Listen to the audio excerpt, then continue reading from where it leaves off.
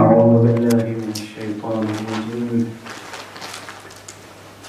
بسم الله الرحمن الرحيم. الحمد لله رب العالمين، والصلاة والسلام على أشرف الخلائق أجمعين، سيدنا وسيد الأولين والآخرين، حبيبنا وحبيب إله العالمين، إمام المرسلين وخاتم النبيين، أبي القاسم المصطفى محمد، اللهم صل على محمد وآل محمد، وعلى أهل بيته الطيبين الطاهرين الهداة المهديين المعصومين المظلومين، واللعنة الدائمة على أعداء الدين أجمعين. أما بعد،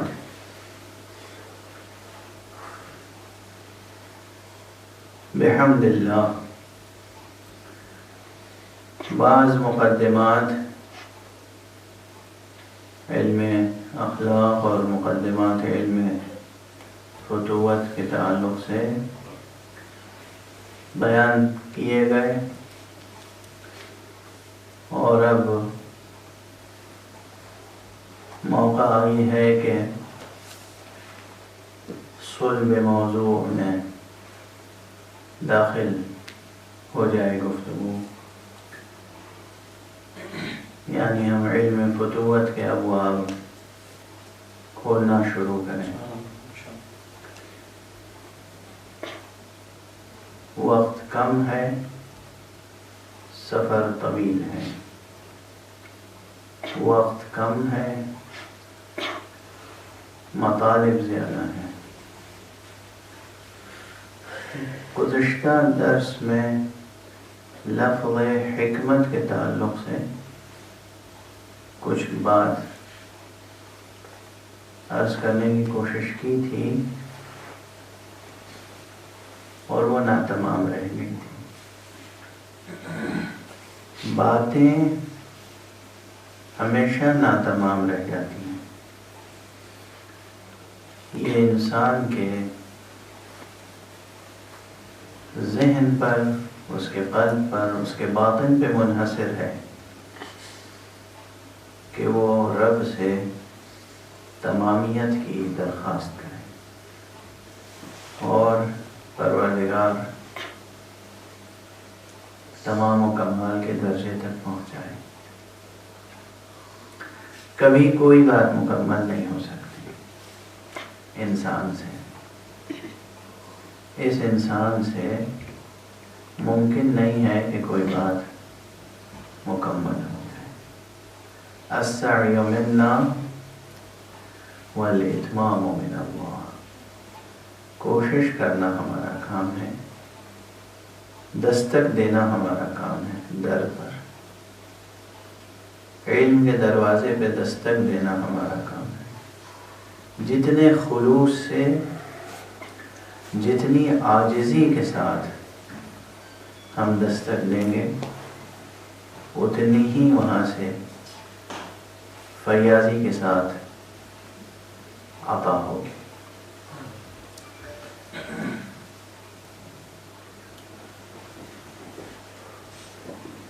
لفظ حکمت کے تعلق سے بحث بہت ہے، لیکن وہ سب آپ حضرات کے مطالعے پہ چھوڑا۔ ایک سوال آیا ہے کہ علم اور حکمت میں کیا فرق ہے؟ اس طرح سے اور بھی بہت سے سوالات آ سکتے ہیں کہ معرفت میں اور علم میں کیا فرق ہے، علم میں اور حکمت میں کیا فرق ہے، علم میں اور وجدان میں کیا فرق ہے، علم میں اور ادراک میں کیا فرق ہے، علم میں اور شعور میں کیا فرق ہے؟ کیا علم، ادراک، شعور، وجدان یہ سب مترادف کلمات ہیں مترادف الفاظ ہیں یا ان میں فرق ہے، یہ سب بحث طلب مقامات ہیں، مگر میں صرف ایک جملہ اس وقت عرض کر کے بحث کو آگے بڑھانا چاہتا ہوں۔ یہ بار بار عرض کر رہا ہوں کہ جس حد تک ممکن ہو آپ حضرات بھی مطالعہ بھی فرمائیں، مطالعے کے ساتھ ساتھ دعا طلب، مصلی پہ بیٹھ کے حق سے طلب، اس کے بغیر نہیں ہو سکتا۔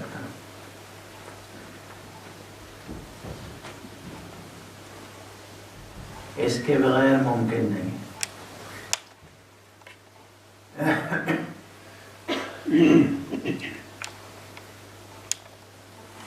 فی الحال اسی ایک جملے کو ذہن میں رکھیں کہ علم اہم ہے حکمت سے۔ علم، لفظ علم سے جس معنی کی طرف اشارہ کیا جاتا ہے اس معنی کا دائرہ لفظ حکمت سے جس معنی کی طرف اشارہ کیا جاتا ہے اس سے بڑا اہم ہے۔ لفظ علم سے جس معنی کی طرف اشارہ کیا جاتا ہے، جس مفہوم کی طرف اشارہ کیا جاتا ہے، اس مفہوم کا دائرہ اس مفہوم سے جو لفظ حکمت میں ہے بہت بڑا ہے۔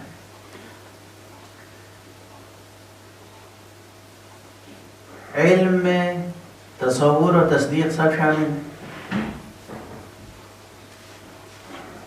حکمت صرف تصدیقات ہی تصدیقات ہیں۔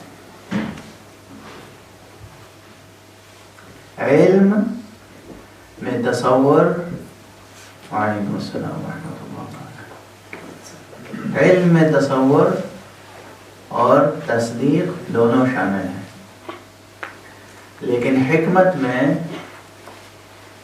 تصدیق ہی تصدیق ہے۔ یہ بہت بڑا فرق ہے، معمولی فرق۔ یہ اور بات ہے کہ جب علم حکمت کے نام سے کتابیں لکھی جاتی ہیں تو اس میں بھی تصور اور تصدیق کی بحث ہوتی ہے، سب مبادیات کے طور پر، مبادیات علم کے طور پر ہے، ورنہ حکمت از اول تا آخر تصدیقات کا سلسلہ ہے۔ یہ ایک فرق۔ دوسرا فرق یہ ہے کہ علم چونکہ اس میں بہت کچھ تصورات ہیں، اس لیے یہ ممکن ہے کہ علم کا کچھ سرمایہ صرف سرمایہ ذہنی ہو، لیکن حکمت کے دائرے میں آنے والے قضایا، حکمت کے دائرے میں آنے والے حقائق، ہر حقیقت جو حکمت کے دائرے میں آتی ہے وہ عمل سے بھی لازماً جڑی ہوئی ہے۔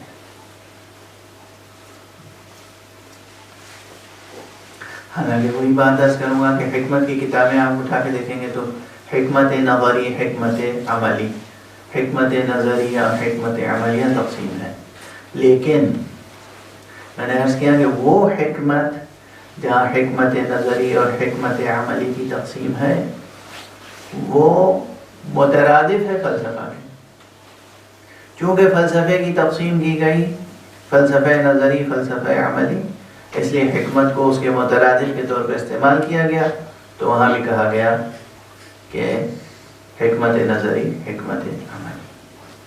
ورنہ وہ حکمت جو قرآن مجید جس کی طرف اشارہ کرتا ہے اور جو وظیفہ رسالت من جملہ وظائف نبوت و رسالت ہے، معلم انسانیت صلی اللہ علیہ وسلم،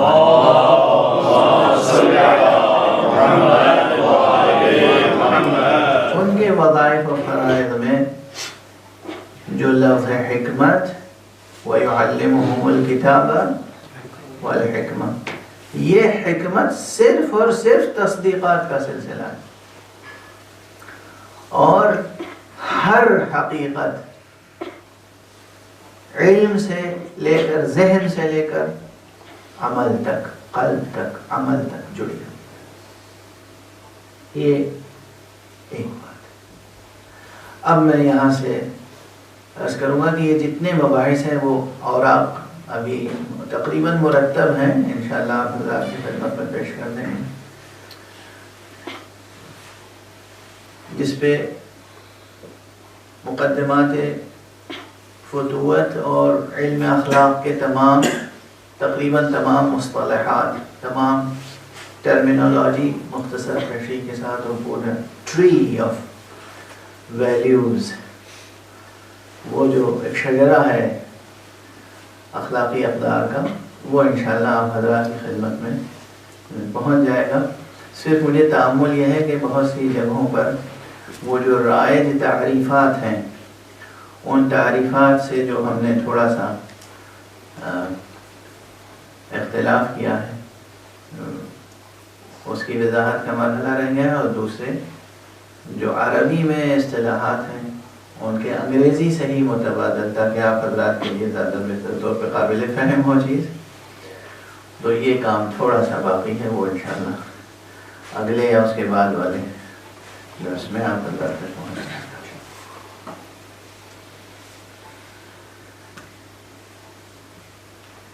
اجمالی طور پر، مختصر طور پر آپ یہ سمجھیں کہ پورا کا پورا علم اخلاق یہ مقدمہ ہے علم فتوت کا، اور علم فتوت کے مقدمات میں سے ایک ہے،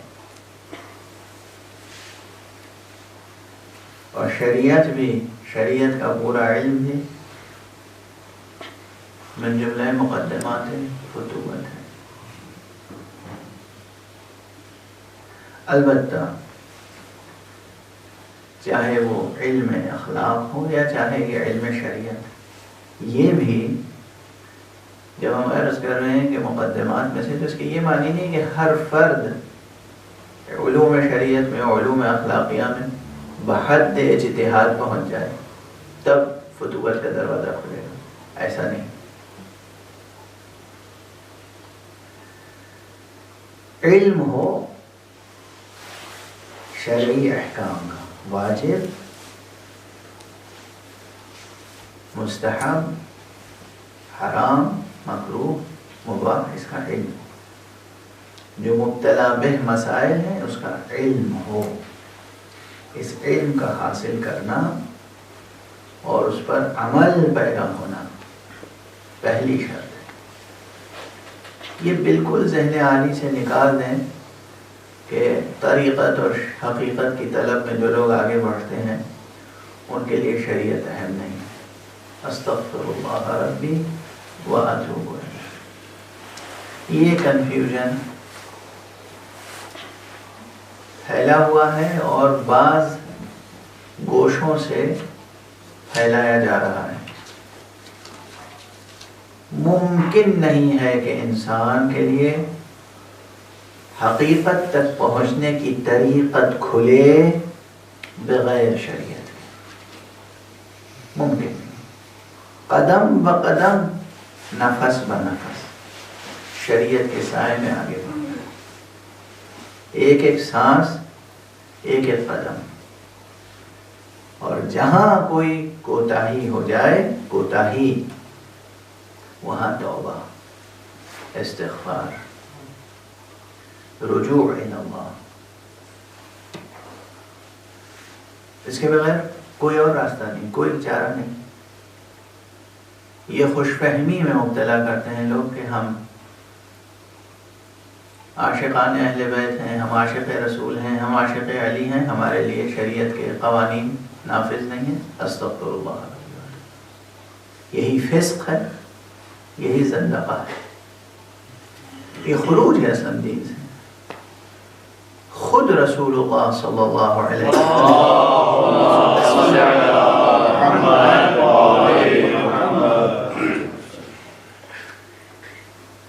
پوری سیرت طیبہ آپ دیکھیں، نفس بنفس قدم بقدم حضور احکام الہیہ کے پابند ہیں، اور ہم سے آپ سے زیادہ وہ عاشق اللہ نہیں ہے۔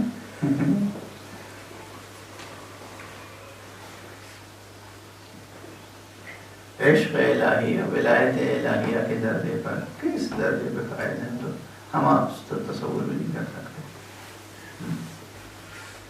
طاعت الہی کا کیا جذبہ ہے حضور صلی اللہ علیہ وآلہ وسلم کا۔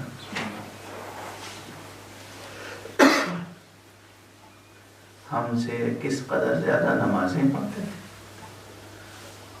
اور ہمارے یہاں سب سے پہلی چیز جس پہ ضرب کاری پڑتی ہے، استغفر اللہ، بہت سے منابر سے اور بہت سے خطیب اور بہت سے شاعر اور بہت سے ایسے لوگ جو اپنے کو عارف و صوفی و ولی بنا کے پیش کرتے ہیں، نماز کی ضرورت نہیں ہے، یعنی روک کے کھڑے ہو جاتے ہیں۔ استغفر اللہ، نماز سے بے پرواہی، نماز کا استخفاف، نماز کو ہلکا سمجھنا، یہ خود گناہ ہے۔ کتنی حدیثیں ہیں اس سلسلے میں، نماز کو ہلکا سمجھنا، استخفاف، یہ کتنا بڑا گناہ ہے۔ ترک تو الگ ہے، ترک کا تو تصور بھی نہیں کر سکتا ایک عاشق رسول، ایک مسلم، ایک مومن، ایک متدین، ایک متعہد، ایک ملتزم، تصور بھی نہیں کر سکتا ترک کا۔ غفلت ہو گئی، بیماری ہے، غفلت ہے، نیند غالب ہے، وہ اصل موضوع الگ ہے۔ نیند غالب ہے جس وقت انسان بے ہوش ہے اور بے خبر ہے، مکلف نہیں ہے، اصلا لطف الہی ہے۔ اور جب اٹھے گا تو نماز پڑھے گا، اس پہ تکلیف دوسری ہے، قضا دوسری تکلیف ہے، مستقل قضا ایک مستقل تکلیف ہے۔ تو بہرحال نماز ہو یا مقدمات نماز، جو نماز کا ملتزم ہوگا وہ مقدمات نماز یعنی طہارت۔ مقدمات نماز میں سب سے اہم کیا ہے؟ طہارت۔ زندگی میں انسان جتنا طہارت کا ملتزم ہوگا اتنا ہی وہ شخص معنوی بلندیوں کے لیے مستعد ہوگا، اور اس میں قابلیت پائی جائے گی معنوی بلندی ہوگی۔ طہارت، اب طہارت بھی ظاہر طہارت ظاہریہ ہے اور طہارت باطنیہ ہے، اس میں فکر کی طہارت، ذہن کی طہارت، قلب کی طہارت، نگاہ کی طہارت ہے۔ وضو کر لینے کا، وضو کا باطن کیا ہے؟ جب آپ پانی سے ہاتھ دھوتے ہیں تو یہ کیا ہے؟ کون سی رسم ہے؟ پانی سے ہاتھ دھونے کے معنی ہے کہ آپ دنیا سے ہاتھ دھو رہے ہیں، اللہ کی خدمت میں دنیا کا غبار بھی نہ ہو ہاتھ میں، تب آپ کو اس کے حضور میں ہاتھ پھیلائیں اور وہاں سے اس کے انعامات کو طلب کریں۔ اگرچہ خود یہ دنیا بھی عطا الہی ہے، یہ خود نعمت ہے، مگر اب یہ اتنی ارزاں ہو گئی ہے کہ آپ کو اس سے برتر چاہیے نا نعمت، اسی پہ اکتفا تو نہیں کرنا ہے، اسی پہ اکتفا کرنا ہے نہیں، یہ مل گئی چیز۔ ہوشیار کسے کہتے ہیں؟ ہوشیار اسے کہتے ہیں کہ جسے ایک چیز مل گئی تو اب اس سے زیادہ کی طلب ہو اس میں، اور دنیا تو مل ہی گئی، اس نے دے دی ہے دنیا، اب جو چیز نہیں ہے وہ چاہیے، وہ طلب کرنی ہے نا۔ بہرحال طہارت، صلاۃ اور مکمل پوری شریعت، یہ نہیں کہ آپ بدرجہ اجتہاد پہنچ جائیں، مجتہد فقیہ ہو جائیں، صاحب رسالہ عملیہ ہو جائیں، تب آپ دروازے فتوت کو کھٹکھٹائیں، نہیں، احکام سے واقف ہوں، اس چیز سے واقف ہوں کہ اس وقت آپ کے اوپر کس کی تقلید لازم ہے، کہاں سے علم حاصل ہوگا، کس کے احکام پہ عمل کرنا ہے، احکام سے واقف ہوں، اور احکام پہ عامل ہوں، احکام سے واقف ہوں، احکام پہ عامل ہوں، اور اخلاقی اقدار سے واقف ہوں، اخلاقی اقدار پر عمل پیرا ہوں۔ اس کے بعد دروازہ فتوت کا کھلتا ہے۔ میں نے عرض کیا تھا کہ لفظ فتوت ظاہر ہے یہ کوائن کیا گیا ہے، یہ ٹرم بنائی گئی ہے، ٹرمینالوجی کوائن کی گئی لفظ فتح سے۔ فتح یعنی جوان، فتح کی جمع فتیہ ہے۔ قرآن مجید میں اصحاب کہف کے لیے بھی یہ لفظ آیا ہے بطور خاص، اور قرآن مجید میں اور مقامات پر بھی جناب موسیٰ علیہ السلام کے تذکرے میں بھی فتح کا کلمہ آیا ہے۔ فتح یعنی جوان۔ سورہ کہف میں انہم فتیۃ آمنوا بربہم، یہ کچھ جوان ہیں جو اپنے رب پر ایمان لائے ہیں۔ یا اذ اول الفتیۃ الی الکہف،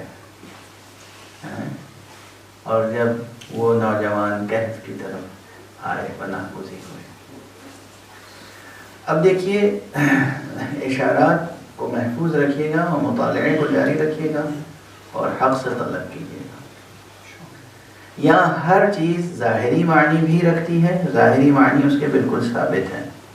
کہف یعنی کہف،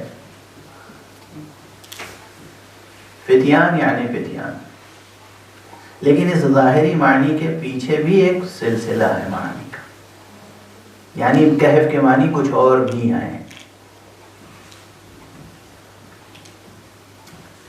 کہف کے معنی صرف ایک پہاڑی کا غار نہیں ہے، کہف کے معنی کچھ اور بھی ہیں۔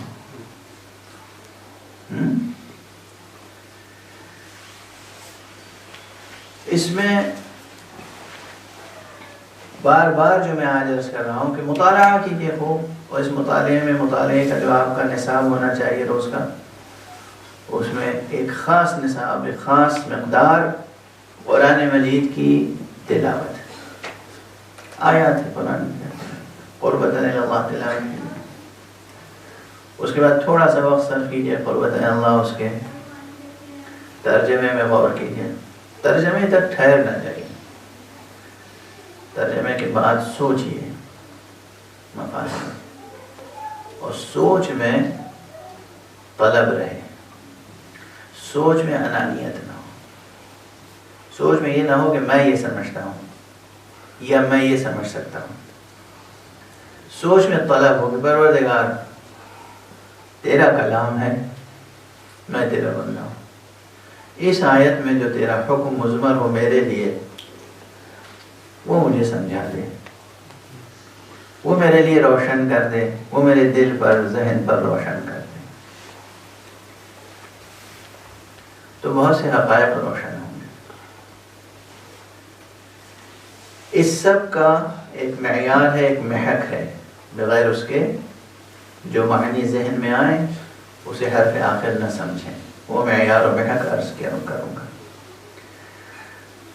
یہ معیار و محک جو ہے، اس میں یہ جو ظاہری ہم علم منطق پڑھتے ہیں یہ بھی بہت لازمی ہے، لاجک، علم منطق،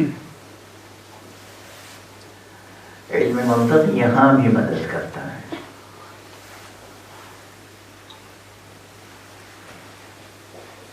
اصل ایک بہت بڑے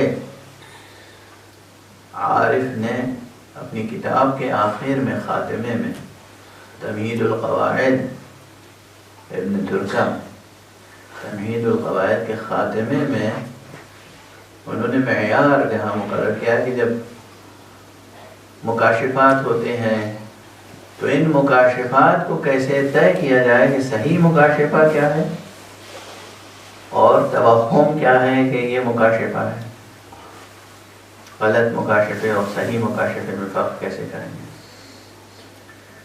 وہاں انہوں نے کہا کہ یہ علوم ظاہریہ جو ہیں، خاص طور سے علم منطق، علم حکمت، یہ مدد کرتے ہیں۔ اب یہ وقت نہیں ہے کہ ہم ان کے اس پورے بیان کو آپ کے سامنے پیش کریں اور لفظ بلفظ کلمہ بکلمہ اس کی تشریح کریں. لیکن یہ یاد رکھیں کہ یہ علم منطق یہ ایک آلہ ہے، ایک اوزار ہے جو مکاشفات کی صحت کو پرکھنے میں بھی مدد کرتا ہے. لیکن یہاں پر ایک بہت تازہ مبحث چھیڑ رہا ہوں. علم فتوت اور اس کا سرمایہ علمی، اس میں قدم کیسے بڑھتا ہے، آگے دروازہ کیسے کھلتا ہے. قرآن مجید میں سورہ کہف میں اصحاب کہف کے تذکرے میں جہاں یہ ہے کہ اذ اوى الفتية الى الكهف فقالوا ربنا آتنا من لدنك رحمة وهيئ لنا من امرنا رشدا. اس آیت کو ایک ورد و وظیفہ بھی بنا لیں آج سے آپ. بس یہ ربنا آتنا من لدنك رحمة وهيئ لنا من امرنا رشدا. اے پروردگار، حق سبحانہ وتعالیٰ خود نقل فرما رہا ہے کہ اذ اوى الفتية الى الكهف فقالوا، جب یہ جوان یہ کہف کی طرف آئے اور انہوں نے ہم سے درخواست کی. کیا درخواست کی؟ کہ پروردگار ہمیں اپنی رحمت خاص سے سرفراز فرما. ربنا آتنا من لدنک رحمة، یہ چھوٹی سی دعا ہے قرآن میں، اسے یاد رکھیں.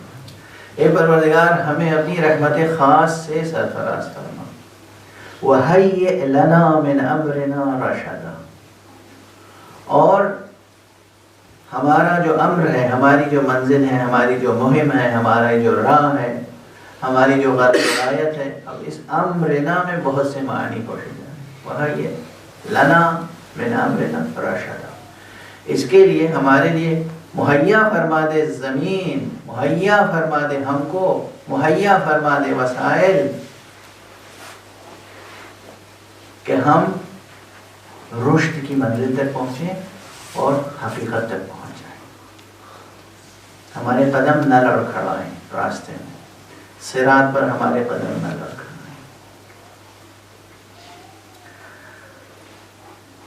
ہماری مہم آسان ہو جائے، ہم مقصد حاصل کر لیں، مطلوب تک پہنچ جائیں، محبوب تک پہنچ جائیں.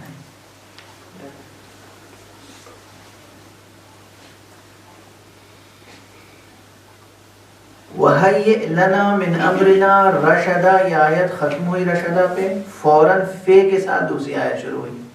فَضَرَبْنَا عَلَىٰ آذَانِهِمْ، یہاں پر ٹھہر کر غور کرنے کی بات ہے. فَضَرَبْنَا عَلَىٰ آذَانِهِمْ کے کیا معنی ہے، اور یہاں صرف آذان کا تذکرہ کیوں ہے؟ یہاں ٹھہریے اور اس مطلب کو اچھی طرح محفوظ کر لیجیے ذہنوں میں، اور پھر ریاضت کی ابتدا کیجیے.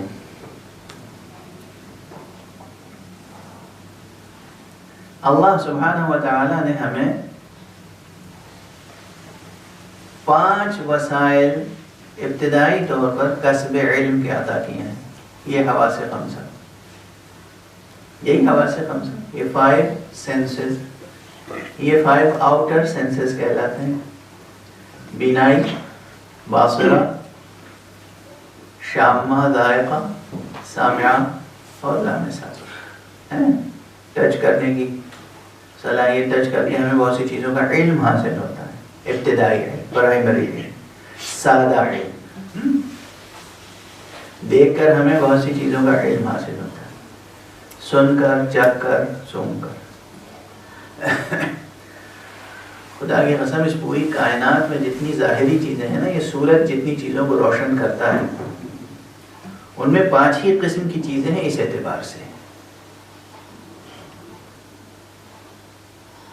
چیزوں کو معلوم بننے کی صلاحیت کے اعتبار سے اگر آپ کیٹیگرائز کریں گے، کلیسیفائی کریں گے، تو 5-6 قسمیں بنیں گی. کچھ چیزیں وہ ہیں جو دیکھ کر، کچھ چیزیں وہ ہیں جو سن کر، کچھ چیزیں وہ ہیں جو چکھ کر، کچھ چیزیں سن کر، کچھ چیزیں.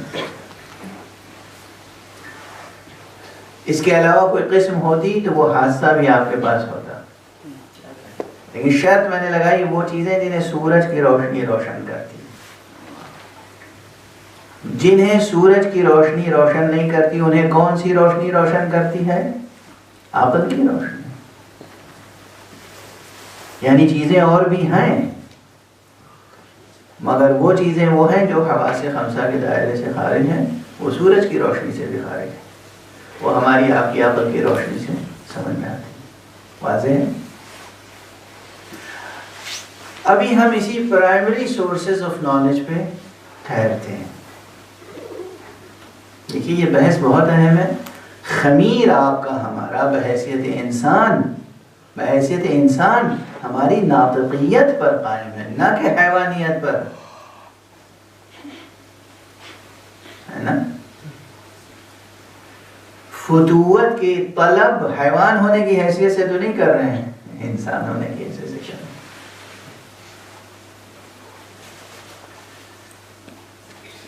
یہ ناطقیت، یہ انسانیت، اس کا قوام علم ہے. علم اور علم، صرف علم.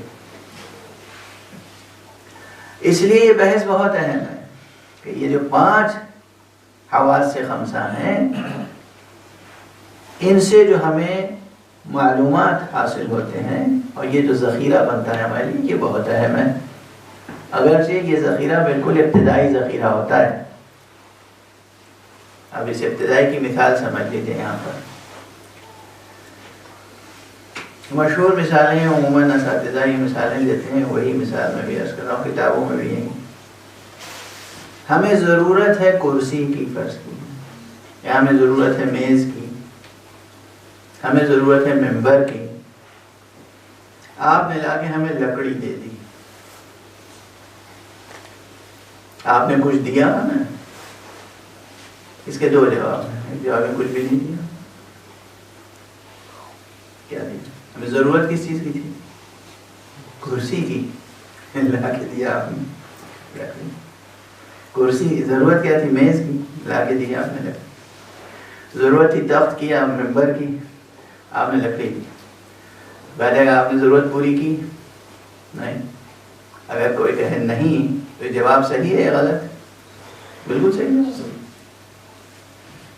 یہ جو ابتدائی طور پہ لکڑی آپ نے رکھی، لیکن یہ لکڑی ہے اہم. آپ نے واقعی دوسری ہے زاویے سے دیکھی تو آپ نے بنیادی مواد فراہم کر دیا. اب اس لکڑی سے تراش کر کرسی بھی بنائی جا سکتی ہے، میز بھی بنائی جا سکتی ہے، ممبر بھی بنایا جا سکتا ہے. واضح ہے؟ لیکن جب تک کوئی شخص کرسی یا میز یا ممبر نہ بنائے، ضرورت پوری ہوگی یا نہیں؟ ضرورت پوری نہیں ہوگی. یہ حواس سے خمسہ جو کچھ جمع کرتے ہیں معلومات، اس کی حیثیت اس لکڑی کی سی.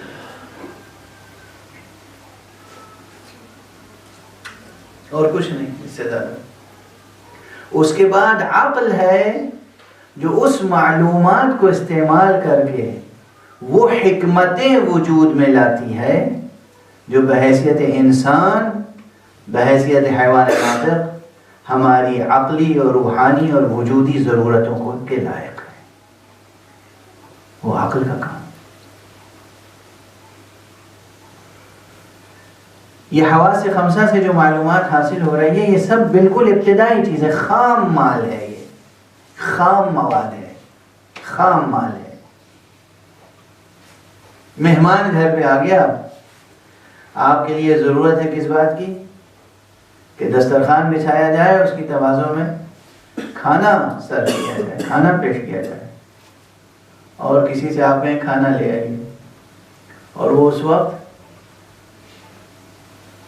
خام مواد لے آئے، بے پکا ہوا چاول اور آٹا یا گیہوں، یہ سب چیزیں لے آئے. ضرورت پوری ہو جائے گی یا غصہ آئے گا؟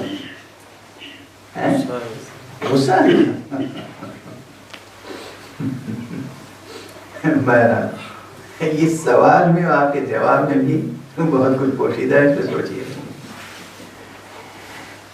یہ جو حواس خمسہ ہمیں فراہم کر رہے ہیں معلومات،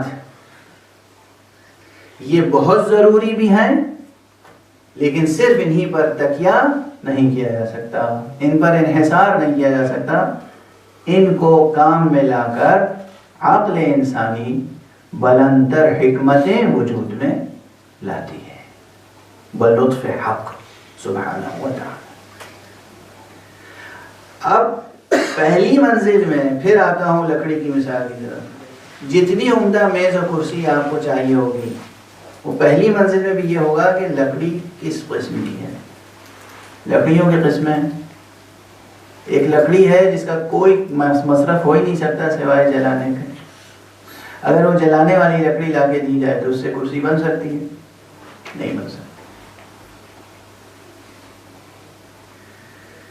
وقس علی ھذا، اسی پہ قیاس کے لیے جیسی ضرورت ہوگی ویسے ہی مواد بھی چاہیے ہوگا، ابتدائی بھی، خام مواد بھی ویسا ہی چاہیے ہوگا۔ واضح ہے؟ تو ہمیں اس خام مواد کے بھی انتخاب میں احتیاط برتنی ہوگی، ہوشیاری، ہوشمندی، عقل مندی بحیثیت انسان۔ یہ جو ہوشیاری ہو، یہ تو کھلے میں، کان کھلے میں، ہر آواز اس میں آتی ہے، آنکھیں کھلی ہوئی ہیں، ہر منظر کو یہ دیکھ لیتی ہے۔ اس آنکھ میں یہ شعور نہیں ہے کہ کون سا منظر دیکھنا ہے، کون سا نہیں دیکھنا ہے۔ اس کان میں یہ شعور نہیں ہے کہ کون سی آواز سننی ہے، کون سی نہیں سننی ہے۔ یہ فیصلہ بھی نفس کو یہ دی گئی ہے طاقت کہ وہ اگر طے کر لے کہ ہمیں اس طرح کی باتیں سننی ہیں، اس طرح کی باتیں نہیں سننی ہیں، اس طرح کے مناظر دیکھنے ہیں، اس طرح کے مناظر نہیں دیکھنے ہیں، یہ ذائقے چکھنے ہیں، یہ ذائقے نہیں چکھنے، تو یہیں سے پروگرامنگ شروع ہو جائے گی۔ واضح ہے؟ یہاں بنیاد سے شریعت کام کرتی ہے حلال و حرام و مستحب و مکروہ کی پابندیاں لگا کر۔ واضح ہے؟ آپ کی آنکھیں کھلی ہوئی ہیں، آپ اختیار رکھتے ہیں۔ اب وہ کبھی آئے گی یہ بحث، ابھی فتوت کے مباحث میں چاہ رہا تھا اخلاق کے ابواب میں آئے، لیکن فتوت کے ابواب میں زیادہ بہتر معلوم ہوا کہ حریت، پوری دنیا میں آج کل لفظ حریت ہے، بہت اہم بحث ہے، اس میں مستقل گفتگو ہونی چاہیے۔ فریڈم، عام طور پر ہمارے بھولے بھالے معصوم بچے اور جوان اور نوجوان لفظ فریڈم اور لفظ حریت سے دھوکہ کھائے ہیں۔ گناہ کرنے یا برائی کرنے کی آزادی نہیں چاہیے، برائیوں سے آزادی چاہیے، اصل حریت ہے۔ حریت کیا ہے؟ برائی سے حر ہو جانا، وہ ہے حریت۔ برائیوں میں مبتلا ہونے کے لیے حریت نہیں چاہیے۔ اب یہ بحث الگ ہے مستقل۔ جب اصحاب کہف نے دعا کی ہے ربنا آتنا من لدنک رحمتا وہیئ لنا من امرنا رشدا، جواب میں ہے فضربنا علی آذانہم، تو ہم نے کیا کیا؟ ان کی سماعتوں پہ پہلے بٹھا دیا۔ اب یاد رکھیے، بحث طویل ہے، استدلال، شواہد اپنی جگہ ہیں۔ چھوٹی سی بات یاد رکھیے، اگر آپ یہ چاہتے ہیں کہ آپ کا ذہن تعمیری ہو تو سب سے پہلے جس چیز کو کنٹرول کرنے کی ضرورت ہے، عام طور پہ علماء اخلاق سب سے پہلے کہتے ہیں زبان پہ قابو کرو۔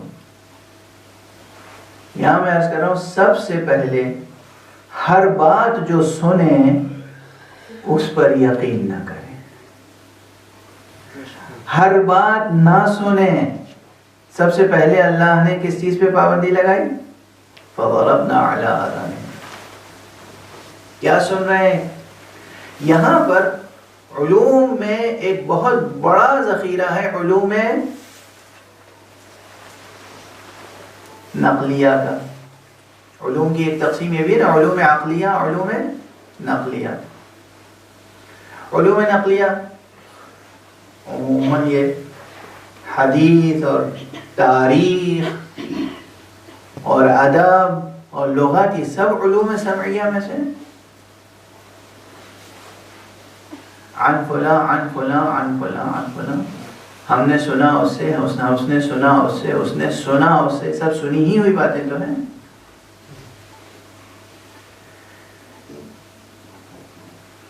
وہ ایک مشہور مکالمہ ہے حضرت امام حسن مجتبی علیہ السلام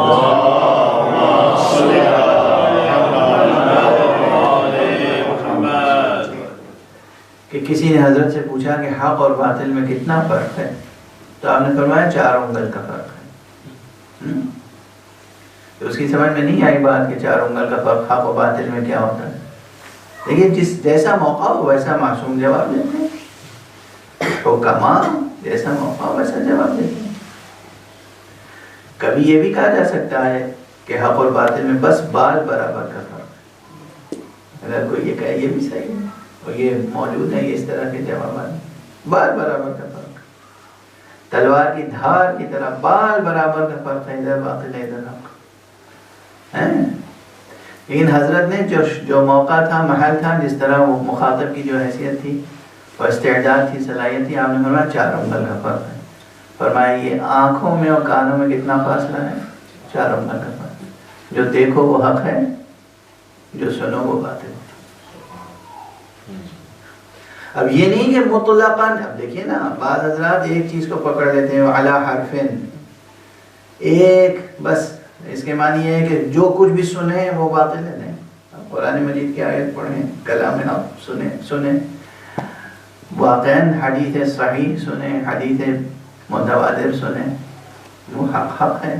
لیکن عموماً ذخیرہ معلومات انسانی میں بہت کچھ شکوک، شبہات، اوہام، باطل، خرافات، یہ داخل ہوتا ہے کس ذریعے سے؟ سامع. فضربنا علی آذانہم. حق کے لیے اگر اپنے کو تیار کرنا ہے تو سب سے پہلے علوم سمعیہ میں بہت زیادہ انتخاب، احتیاط اور وہاں پر بہت زیادہ تحقیق کی ضرورت ہے. ہم کیا پڑھ رہے ہیں، کیا سن رہے ہیں، جو بھی روایت سامنے آ جائے کیا ہم قبول کر لیں؟ جو بھی چیز کسی نے منسوب کر دی معصوم کی طرف بھی کیا ہم قبول کر لیں؟ یا اسی طرح غیر معصومین کے لیے جو جس کے لیے منسوب کر دیا گیا کیا ہم قبول کر لیں گے؟ اور اگر انسان اس چیز کو، وہی چھوٹی سی مثال، بالکل زمینی سطح سے، زمین سے تا آسمان سلسلہ تو مربوط ہوتا ہے. گھر سے شروع کرے آدمی، خاندان سے شروع کرے. عموماً فتنے کیوں ہوتے ہیں، عموماً نفرتیں کیوں پیدا ہوتی ہیں، عموماً گھر کیوں ٹوٹتے ہیں، عموماً اختلافات کیوں ہوتے ہیں؟ کہا سنی. اچھا جس نے کہا اگر سنی نہ ہو بیچ میں تو پھر فتنہ کم ہو جائے گا نا. اور اگر انسان اس یعنی بہت سی باتیں گھر سے لے کر، خاندان سے لے کر، میاں بیوی کے اختلافات سے لے کر، بھائی بھائی کے اختلافات سے لے کر، دوستوں کے اختلافات سے لے کر، کمیونٹی کے اختلافات سے لے کر، سیاست سے لے کر اور اوپر تک، اور پھر علوم میں نے کہا یہ تو معاشرتی حقائق ہیں. علوم میں تاریخ سمعی علوم میں سے ہے. جو کچھ بنام تاریخ نقل کیا جائے ہم قبول کر لیں. ہمیں دیکھنا پڑے گا کون نقل کر رہا ہے. ہر جگہ سوال قائم کرنا پڑے گا. یعنی گویا یہاں مضبوط ترین پہرا ہونا چاہیے. قبول ہم وہ کریں گے جو چیز عقل، منطق اور منطق قرآنی پر بھی پوری اترتی ہو، منطق وجدانی اور منطق قرآن۔ بار بار عرض کر رہا ہوں، اس میں تاریخ و حدیث بھی شامل ہے۔ حدیث بنام حدیث کیا کچھ ہے معلوم ہے آپ کو؟ لاکھوں حدیثیں جھوٹی گڑی گئی ہیں بد نیتی کے ساتھ، اور کم سے کم ہزاروں حدیثیں گڑھی گئی ہیں نیک نیتی کے ساتھ۔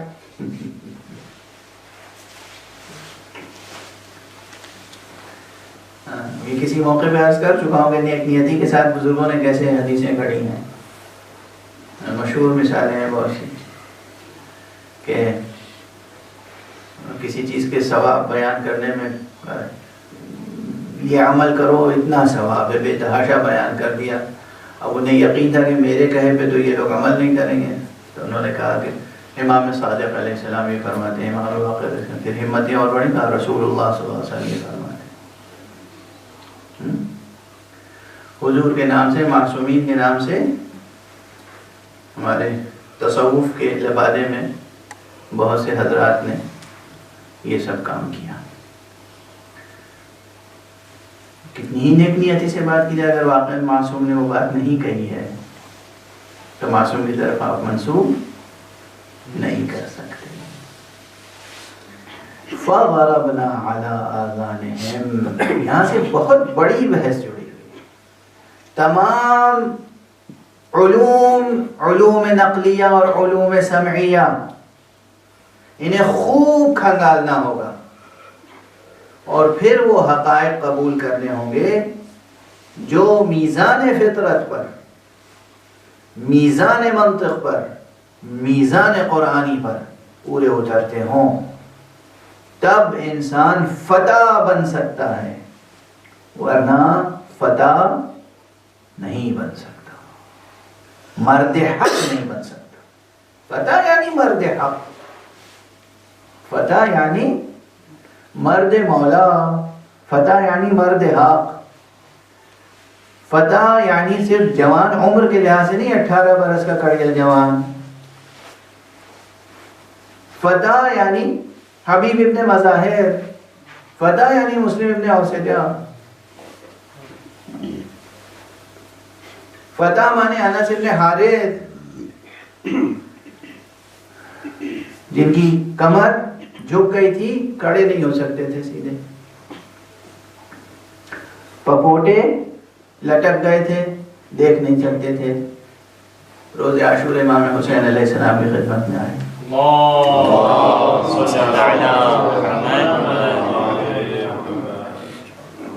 کیونکہ سنا تھا وہ کلام جو کلام حق تھا، اور وہ یاد رکھا تھا رسول اللہ صلی اللہ علیہ وسلم۔ یہ حدیث کہ آپ نے فرمایا میرا بیٹا حسین ایک دن سے لوگ قتل کریں گے، تو تم میں سے جو موجود ہو وہ ہمارے بیٹے حسین کی نصرت کرے۔ یہ رسول اللہ کی حدیث انس کے کانوں میں گونج رہی۔ انس آئے اور انہوں نے رومال سے اپنے پپوٹوں کو اس طرح اٹھا کر کس کے باندھا تاکہ نظر آئے، اپنے دوستوں سے کہا کہ نیزے سے لگا کے میری پیٹھ اور کمر باندھ، اور تلوار لے کے امام حسین کے سامنے جب اس شان سے آئے رسول اللہ کے صحابی، تو ان کی اس حیرت کو دیکھ کر امام حسین رونے لگے، مگر انہوں نے جنگ کی اور شہید ہوئے۔ اسے کہتے ہیں مرد حق، اسے کہتے ہیں فتح۔